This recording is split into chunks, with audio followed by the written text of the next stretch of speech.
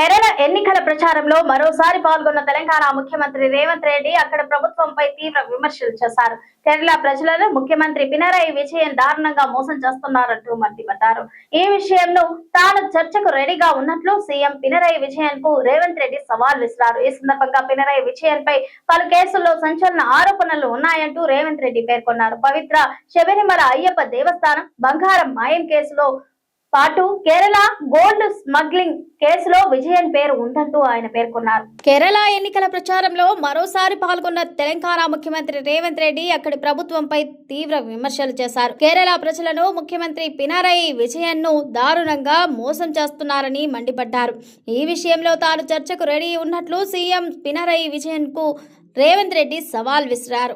ఈ సందర్భంగా పినరయి విజయన్ పై పలు కేసుల్లో సంచలన ఆరోపణలు ఉన్నాయంటూ రేవంత్ రెడ్డి పేర్కొన్నారు. పవిత్ర శబరిమల అయ్యప్ప దేవస్థానం బంగారం మాయం కేసుతో పాటు కేరళ గోల్డ్ స్మగ్లింగ్ కేసులో విజయ్ పేరు ఉందంటూ తెలిపారు. అదే సమయంలో పినరయి విజయన్ కు ప్రధానమంత్రి నరేంద్ర మోదీకి మంచి సంబంధాలు ఉన్నాయని రేవంత్ రెడ్డి ఆరోపించారు. కేరళ ముఖ్యమంత్రిని పలు కేసుల నుంచి ప్రధాని మోదీ కాపాడుతున్నారంటూ తెలిపారు. ప్రధాని మోదీ నుంచి కేరళ సీఎం సూచనలు తీసుకుంటున్నారని, వారి మధ్య రహస్య ఒప్పందం ఉందని రేవంత్ ఆరోపణలు చేశారు. పినరయి విజయన్ కు ప్రధాని మోదీ గాడ్ ఫాదర్ అంటూ తీవ్ర వ్యాఖ్యలు చేశారు. కేరళం యువతను విజయన్ మోసం చేస్తున్నారంటూ ఆ రాష్ట్ర ప్రజల నుంచి తనకు ఫీడ్బ్యాక్ వచ్చిందంటూ రేవంత్ రెడ్డి తెలిపారు.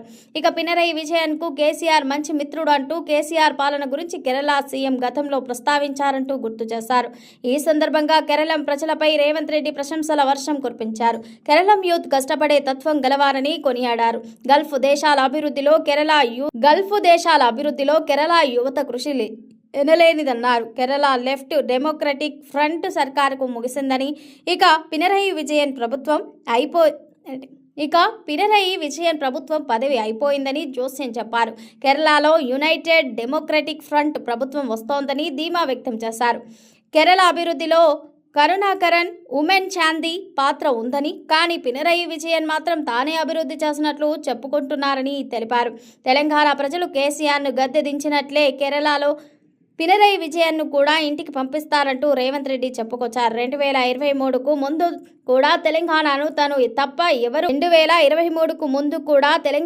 తాను తప్ప ఎవరూ నడిపించలేరని పినరయి విజయన్ ఫ్రెండ్ కేసీఆర్ అనుకున్నారని, కానీ కాంగ్రెస్ పార్టీ అధికారంలోకి వచ్చిన తర్వాత తెలంగాణలో అభివృద్ధి జరుగుతోందని పేర్కొన్నారు. కేరళంలో యూడీఎఫ్ కూటమి వచ్చి పినరయి విజయన్ అధికార కోటాను బద్దలు కొడుతోందని తెలిపారు. పినరయి విజయన్ పేరుతో ప్రధాని మోదీ కేరళలో ప్రవేశిస్తున్నారంటూ పేర్కొన్నారు. మోదీ పినరయి విజయన్ ఇద్దరు బ్రదర్స్ అంటూ, కేరళలో పినరయి, ఢిల్లీలో మోదీ మంచి మిత్రులంటూ తెలిపారు.